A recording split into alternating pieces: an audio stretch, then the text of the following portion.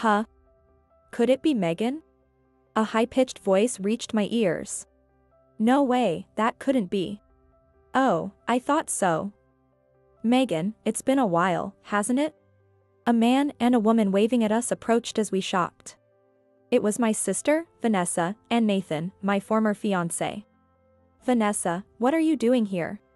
Oh, didn't I tell you? He got transferred here, and now we live in a luxury condo nearby. Compared to that, you seem quite poor. While saying this, Vanessa scrutinized my husband, George, from head to toe. Indeed, through Vanessa's eyes, George in his work clothes might appear that way. However, when you say a luxury condo, do you mean the one between this mall and the station, that one? Oh, that condo is actually mine. George said casually, as if it was the most natural thing. What? What did you just say? Well, if you talk about a condo in this city, that's the only one there is. So, it's mine. What do you mean? Exactly as I said. There was a deal to build on one of the pieces of land we've owned for a while, and it sold unexpectedly well. Thanks to that, the land value went up, and now the taxes are a nightmare.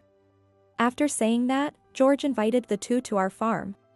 And as soon as we got back to the car, he quickly phoned home. Hello, Mom? It's me.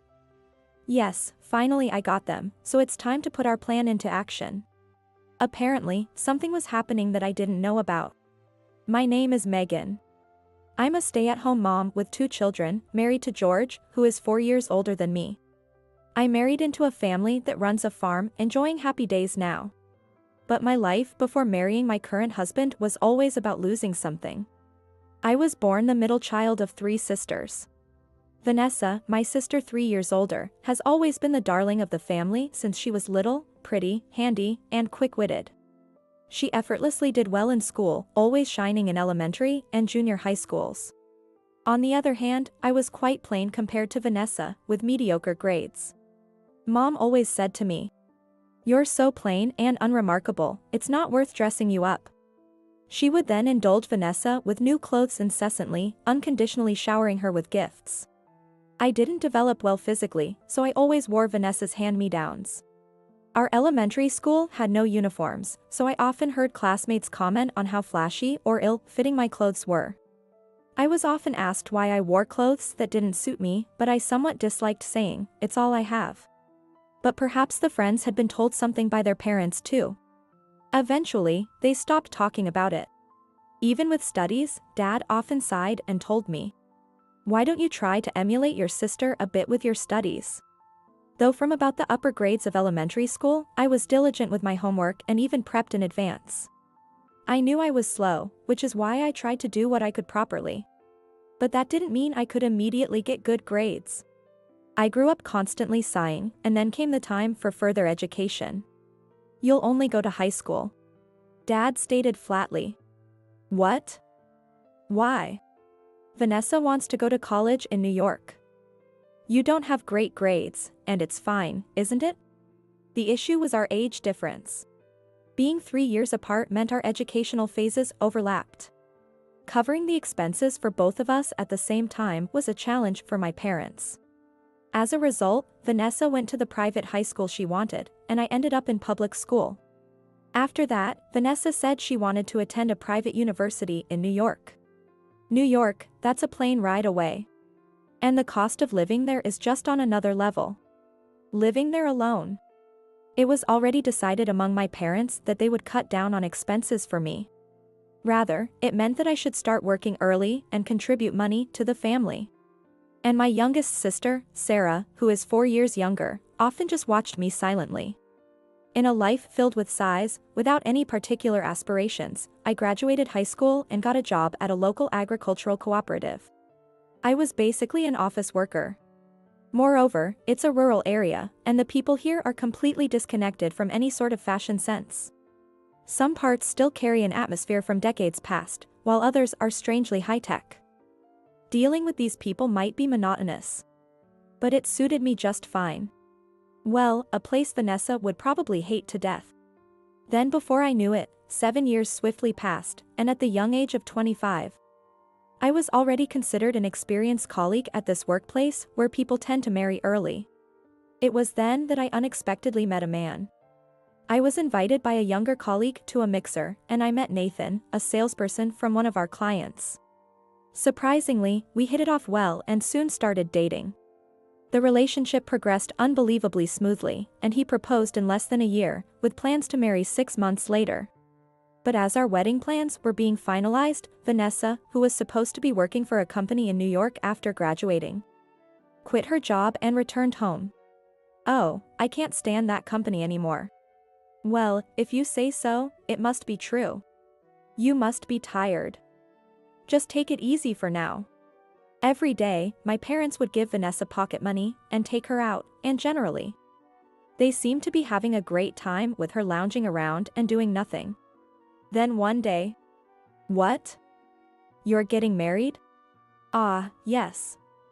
That's right. I need to check out this guy for myself," Vanessa said with a smirk. "I don't need you to do that." "What? You can't listen to your sister?" Saying that, she grabbed my hair and harshly pulled my cheek. Eventually, Vanessa attended the meeting at the wedding venue. We had many decisions to make, but Nathan seemed distracted that day. I had a bad feeling about it, and a few days later, Vanessa blurted out, "Nathan will be mine." "But, the wedding, we've even booked the venue." When I retorted, my parents sided with Vanessa. "Well, it can just be Vanessa instead of you." "Right. It doesn't change much between the families, and we haven't sent the invitations yet." I couldn't comprehend what they were saying. They wanted to use the wedding, half of which I paid for, instead for Vanessa and Nathan. I confronted Nathan with an intensity and vigor that was unusual for me. "I'm sorry, but I have to take responsibility," he said. Apparently, he couldn't refuse Vanessa's advances. I was shocked to find out he was that kind of person, but I was more unforgivable toward Vanessa. But being unforgivable didn't mean I could do anything about it at that time. Especially since my parents were unequivocally favoring Vanessa. If that happens, there was nothing I could do. "If that's the case, you just have to leave here." At that time, Sarah, who had just graduated from a local university, said softly to me, "Megan, you don't have to stay here forever. Staying here, you'll just continue to lose everything." Her words changed something in me. "Right, there's no real reason I have to stay here. Don't worry about me. I'm managing better than you are." She said that, encouraging me.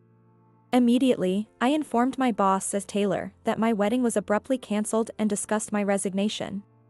Taylor got surprised and listened to the entire story of what had happened that day.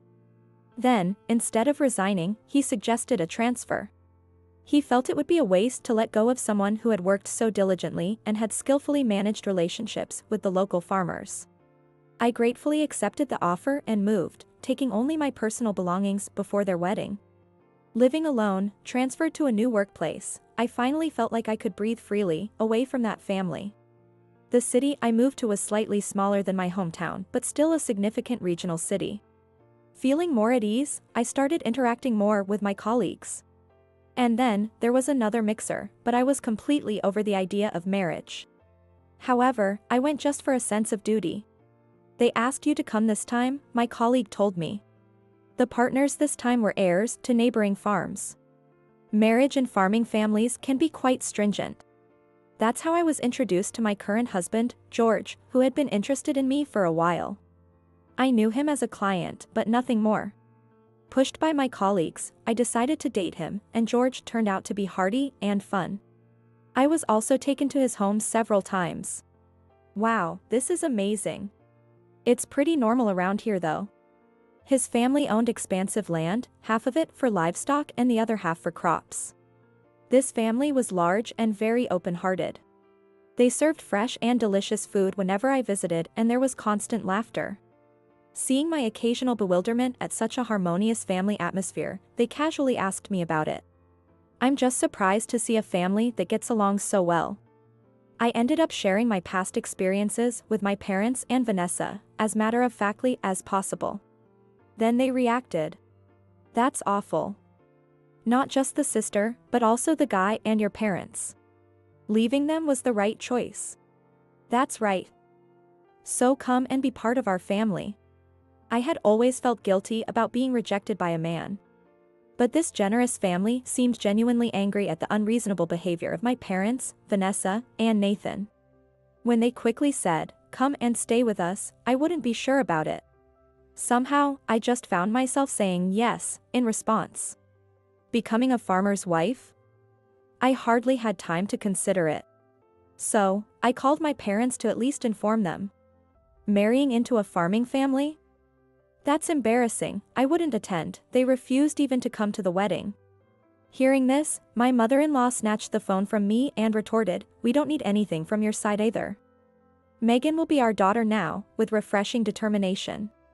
"What about those people?" "Really? Megan, you don't have to do anything for them anymore. I used to send them money, but I guess they'll complain if I stop." "You were doing that too?" My in-laws, half in disbelief and half angry, seemed to make up their minds about something. Sarah kept in touch and told me, "Let me know when you set the date for the ceremony." Indeed, the only family member who attended my wedding was Sarah. Later on, when Sarah got married, I made sure not to meet my parents, but I did go to celebrate her wedding. After my own marriage, I continued to work at the cooperative for a while.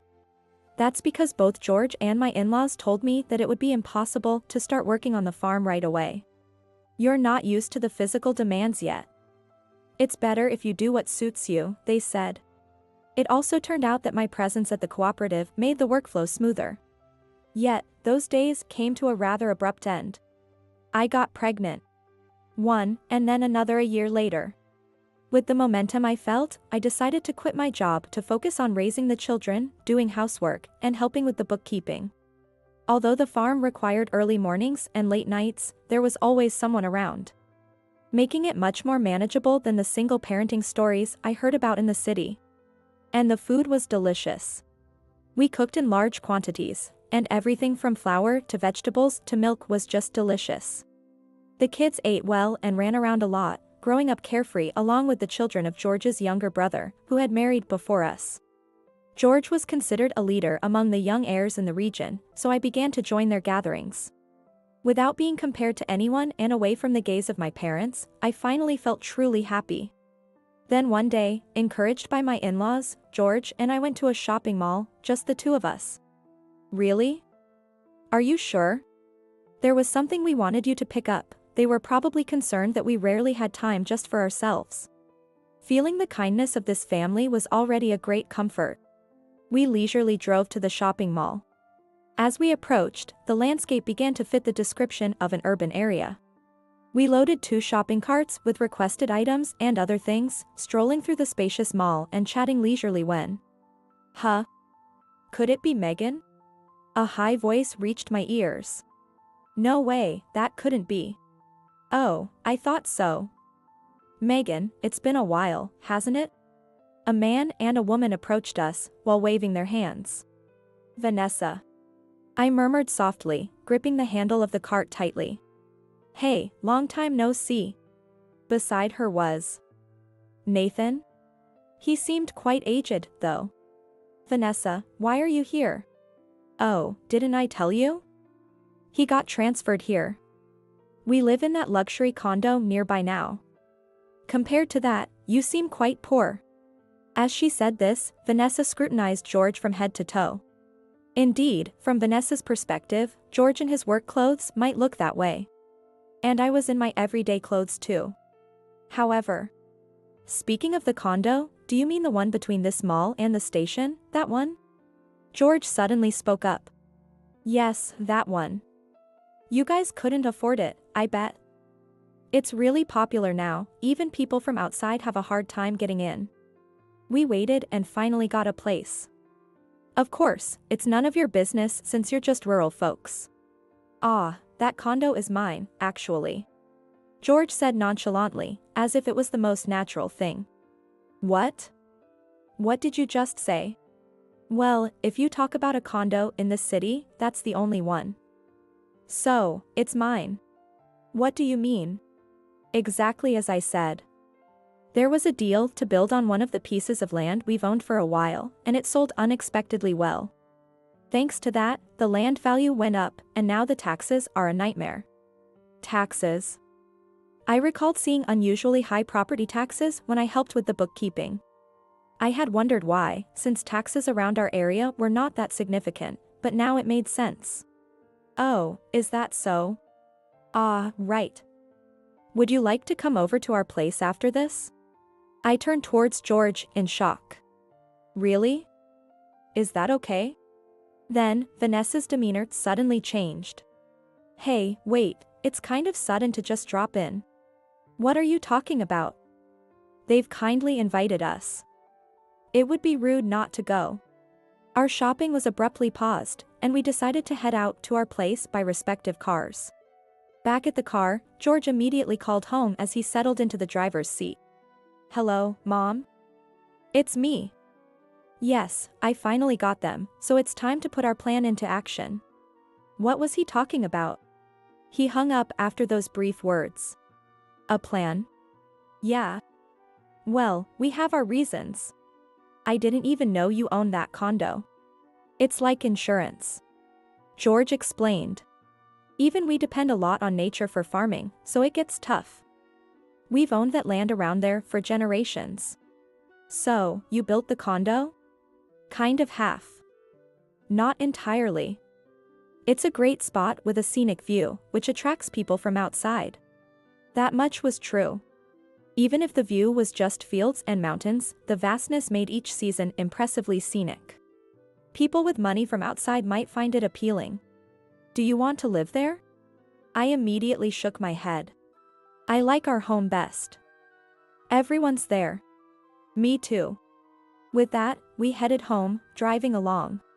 During the drive, George shared a surprising plan with me. Can we really do that? You know the unity of our family, right? Plus, we're good at following through with plans. That was true. But still. Looking at Vanessa and her husband following us in the rearview mirror, I wondered if it could really work. When we arrived home, my in-laws greeted us at the door with, well, welcome, their usual, no. More than usual, cheerful smiles ready for the sister and her husband. Is it okay, over there? At this time, there should still be work to be done in the fields and with the cattle. It's fine. We knew we were having important guests. As soon as Vanessa entered the house, she started looking around curiously. She seemed surprised by how spacious the house was. Well, it really is quite large. Many people and households are living here.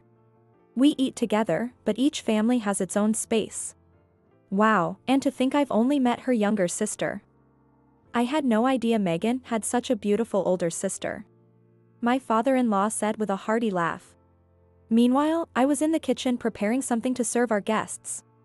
It's better you don't go there right now. Just watch from here for a bit. My mother-in-law suggested, pointing to a chair in the kitchen. Wondering what that meant, I sat as instructed and kept an eye on the living room from my position. At the sofa, my father-in-law and George were seated, offering my sister Vanessa and her husband some homemade sweets. While my mother-in-law prefaced with a modest, "We don't have much, but..." Indeed, from the spot my mother-in-law directed me to, I could clearly see them. And importantly, they couldn't see me. As he opened a beer, my father-in-law casually mentioned, "So I hear you're living in our condo now." "Yes," they replied. "Oh, speaking of the condo." He hinted to George with a gesture, signaling him to bring something up. Right, just a moment," George said and retrieved an envelope from a cupboard in the living room. "Well, there's something concerning the condo that I'd like to discuss with you, or rather you, Nathan," George started. "What might that be?" Nathan tilted his head in response to George's words. "This right here," George said, handing over a large document envelope. Nathan began to pull out the contents but stopped abruptly. Instead, he pulled out several photos which were put on an album. "This is..." Nathan's expression froze as he looked up. "Yeah, we've been notified by the administrator of the condo about a suspicious person caught on the security cameras recently. When we received the data, I recognized someone, so we looked into it a bit, George explained. Nathan silently flipped through the album pages until he inadvertently dropped them on the floor in shock. What the? What? Who is this, Vanessa? Nathan asked Vanessa in a groaning voice. As I wondered what was happening, my mother-in-law silently tapped my shoulder and handed me the stack of photos. I nearly exclaimed out loud but quickly covered my mouth with my hand. The photos showed Vanessa letting an unknown man into a room, the two of them visible through a window. And scenes of them entering a hotel in broad daylight and later emerging together. How? Why are these here? It's secret. My mother-in-law whispered, her tone somewhat gleeful. I redirected my gaze back to the living room and saw Nathan glaring intensely at Vanessa. Was that you kept saying you didn't need kids because of this? What? That's absurd. It's not me. Well, we've already confirmed with the administrator that the guy came to the condo just to see you. As Vanessa panicked, George pressed on. Then what about these other photos? Well, cheating isn't good, right? My father-in-law chimed in leisurely. You took a man from your sister, and yet you still want another one? How old are you again? I think. Megan said you were 3 years older.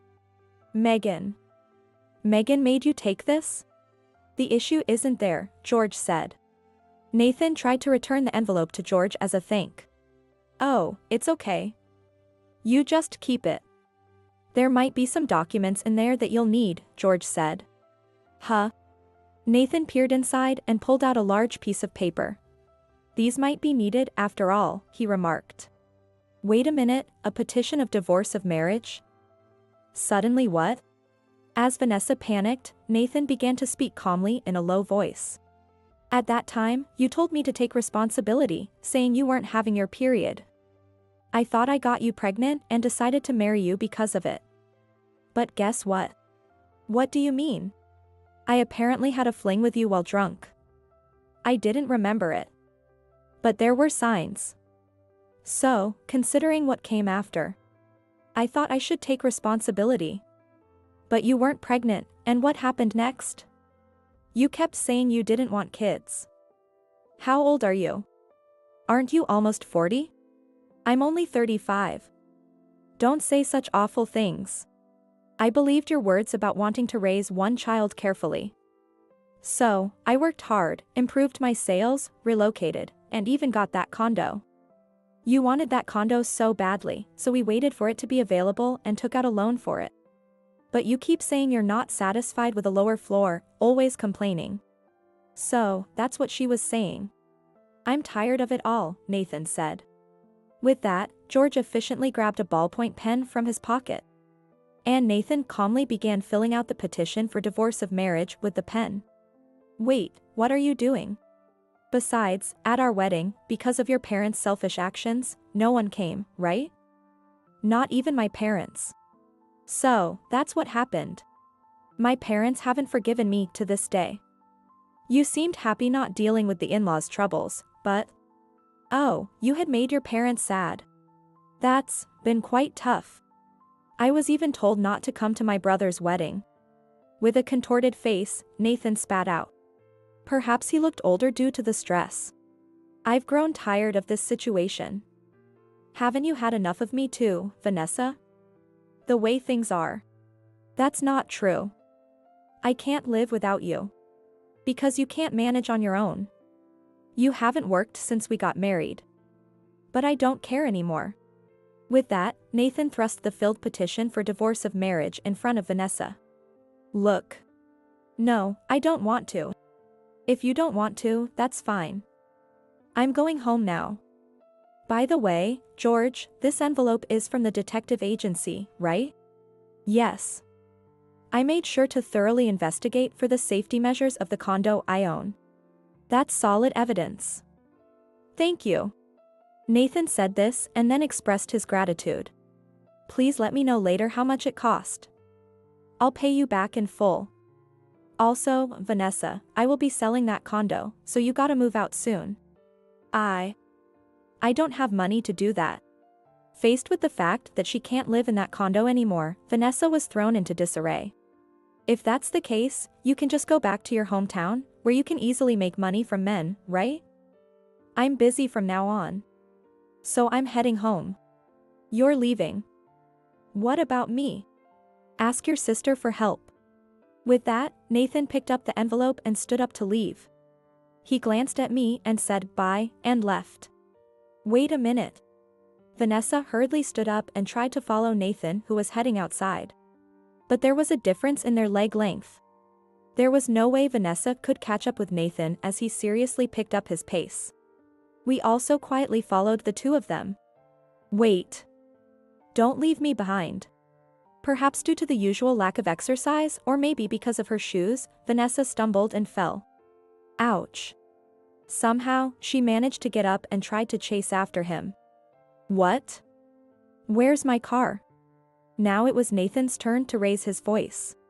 Then, oh, if you're looking for that car, I moved it because it was in the way. A casual voice came from afar, along with the sound of machinery.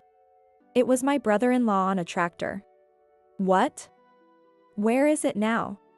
Over there. He pointed in the direction a few hundred meters away where their car was parked. Nathan headed in that direction, striding irritably. Vanessa chased after him, panting heavily. But just then.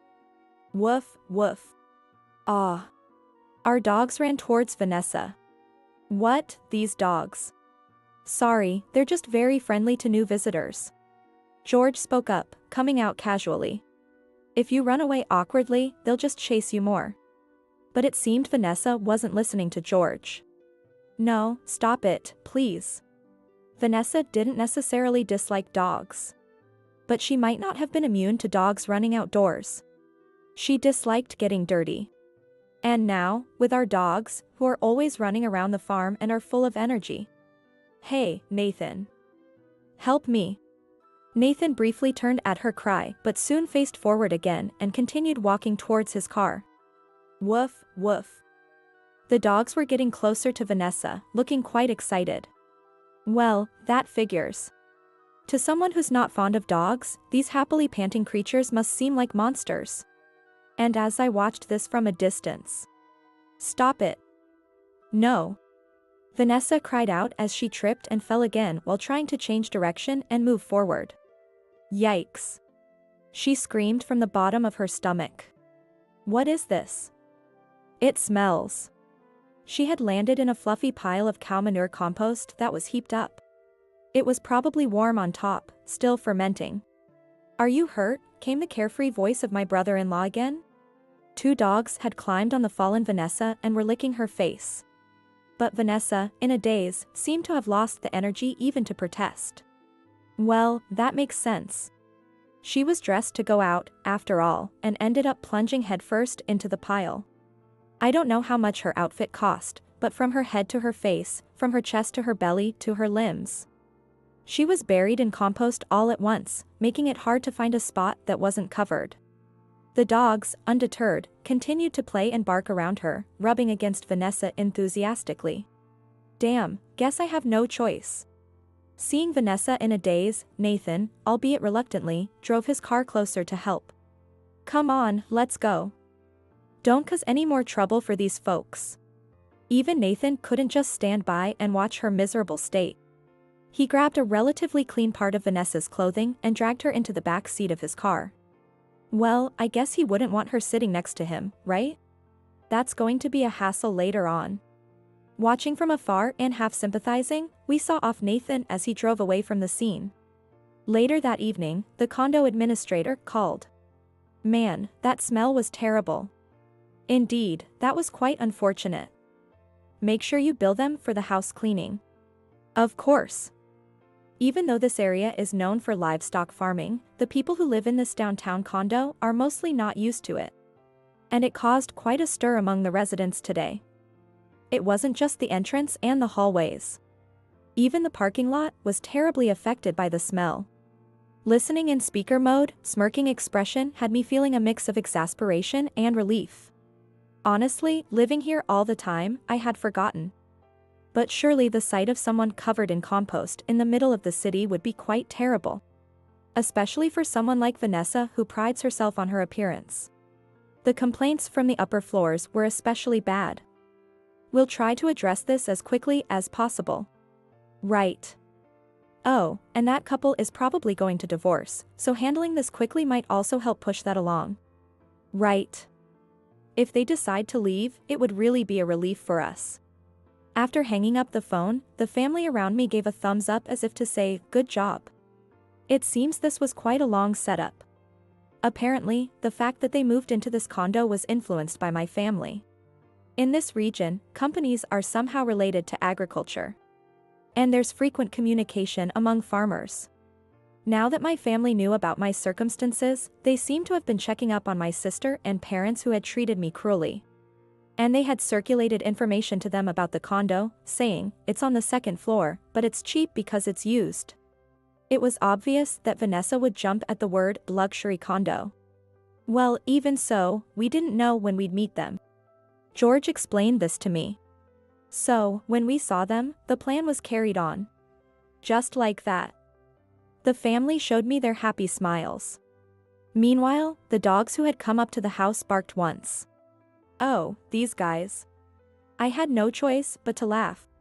Later on, I received a call from Sarah informing me that Vanessa had officially decided to divorce. It was just terrible. Sarah reported to me, laughing heartily. Vanessa had left her parents' home after getting married, and now Sarah and her husband were in charge. Indeed, the fact that the wedding was taken by Vanessa from me had significantly tarnished my parents' reputation. Using that to her advantage, Sarah had adopted a humble attitude of a sorry for our terrible parents to win over those around her and had apparently succeeded in taking control of the house. In this situation, Vanessa tried to return after her own infidelity led to a divorce. There's no way we could let her back in the house after all the effort we've put into getting our parents under control. Bringing back another parasite is out of the question. Sarah had made a firm decision not to let her back into the house, visibly demonstrating her resolve to everyone around. Having good daily habits is so important, isn't it? So what happened to Vanessa? I don't know. Oh, and by the way, the reason Vanessa left her previous job was because she couldn't handle the work and there were some inappropriate romantic entanglements. This was news to me. After being a homemaker for so long and now another divorce due to an affair, what kind of job can she even get? It's probably just the night business for her now, right? But that might actually suit her. Sarah. Yet, Nathan had said the same thing. Hey, Megan. I used to get so frustrated watching Vanessa. But really, with such awful parents and a sister, it couldn't end any other way, right? Well. Right. That's why I was able to use them as a negative example early on. Thanks to that, I now hold the real power in our family. I found myself oddly convinced by that. From now on, you can relax. Forget about here and just let yourself be pampered and happy over there. Yeah. Thanks. I'll come to visit next time. Yeah, I'll be waiting. Nearly a year later. As promised, although a bit delayed, Sarah visited my house. Megan, congratulations on your third child. After that, I got pregnant with my third child and had the baby. Today was a celebration for that. Thank you. I heard you're expecting your second child, Sarah? Yeah. That's right. We plan to stop at 2, but are you thinking of having more? Yes. Here, the kids can grow up freely without any favoritism, and it's really wonderful. Indeed, the older children were looking after the younger ones, and the little ones were always searching for something they could do on their own. I was a bit worried that I would be like my parents. But with this place and this family, I believe we can live happily without such fears. That's what I believe.